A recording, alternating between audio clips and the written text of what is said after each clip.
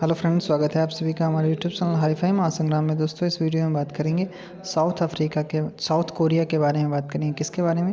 दक्षिण कोरिया के बारे में बात करेंगे। चर्चा में क्यों है? कहा जाता है कि ये जो वहाँ पे बहुत ही जनसंख्या घटती जा रही है, क्या रीज़न है, इसके बारे में डिस्कस करेंगे दोस्तों। चलिए दोस्तों, देख लेते हैं चर्चा में क्यों है दक्षिण कोरिया।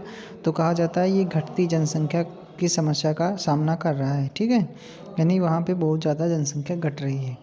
आगे देख लेते हैं वर्तमान में इसकी जनसंख्या कितनी है। तो कहा जाता है दक्षिण कोरिया में जो वर्तमान जनसंख्या है कितनी है दोस्तों। तो इसका जो आंसर हो जाएगा कि लगभग 5 करोड़ है। कितनी? लगभग 5 करोड़ है। और कहा जाता है उसमें से 45% लोग बुजुर्ग हो चुके हैं। कितने? 45% लोग बुजुर्ग हो चुके हैं। आगे बात कर लेते हैं रिप्लेसमेंट जो रेट है वहाँ की कितनी है।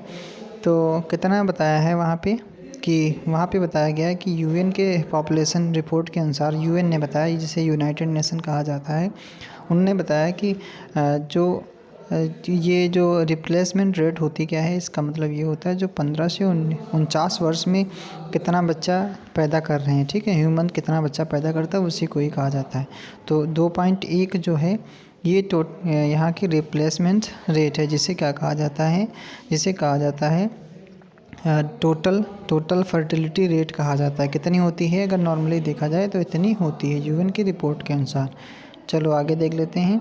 आगे इसके बारे में बात कर लेते हैं थोड़ा और कि कितनी हो जाएगी। अनुमान लगाया जा रहा है कि साउथ कोरिया की जो 2030 तक कितनी जनसंख्या रह जाएगी, केवल 3.5 करोड़ रह जाएगी। कितनी रह जाएगी?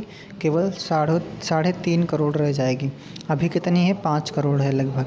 और वहाँ पे इसका रीज़न क्या है? तो कहा जाता है कि लोगों को छुट्टी लेना पसंद नहीं होता, वो केवल काम में ही बिजी रहते हैं, ज़्यादा वर्क करते हैं। आगे देख लेते हैं। और इसके लिए गवर्नमेंट क्या कर रही है, वहाँ की जो दक्षिण कोरिया की है, वहाँ की गवर्नमेंट क्या काम कर रही है। तो दक्षिण कोरिया की जो गवर्नमेंट है वो दोस्तों ये काम करती है इनको बढ़ावा देने के लिए, जनसंख्या को कितना करती है, जो यानी जो बच्चे पैदा करते हैं जिन लोगों, तो उनको 20 मिलियन युवान मुद्रा देता है। कितना? 20 मिलियन। लगभग कितना होता है? लगभग 1,25,000 रुपये होता है अपने इंडिया की मुद्रा में, ठीक। और अगर देखा, और फिर उसके बाद भी करता है कि 25,000 रुपये मंथली उनको सैलरी देता है। चलिए दोस्तों, आगे देख लेते हैं कि थोड़ा और जान लेते हैं थोड़ा इसके बारे में। 1 मिनट, थोड़ा आगे बात कर लेते हैं कि हाल ही में इनसे जो करंट अफेयर जो क्वेश्चन बनते हैं, जैसे यूके जो है यानी यूनाइटेड किंगडम क्या बनाना चाहता है, G7 से D10 बनाना चाहता है। तो D10 में यानी G7 में कितनी कंट्री हैं? 7 कंट्री हैं। और D10 में कितनी होंगी? 10 कंट्री होंगी। तो 3 कंट्री कौन सी बढ़ रही हैं? तो इंडिया बढ़ रही है, ऑस्ट्रेलिया और साउथ कोरिया। साउथ कोरिया का भी इसमें नेम है। चलिए आगे देख लेते हैं। आगे देखते हैं कि कोरोना काल में सबसे पहले इलेक्शन करवाने वाला कौन था। सबसे पहला राज्य जो यानी देश था वो साउथ कोरिया था।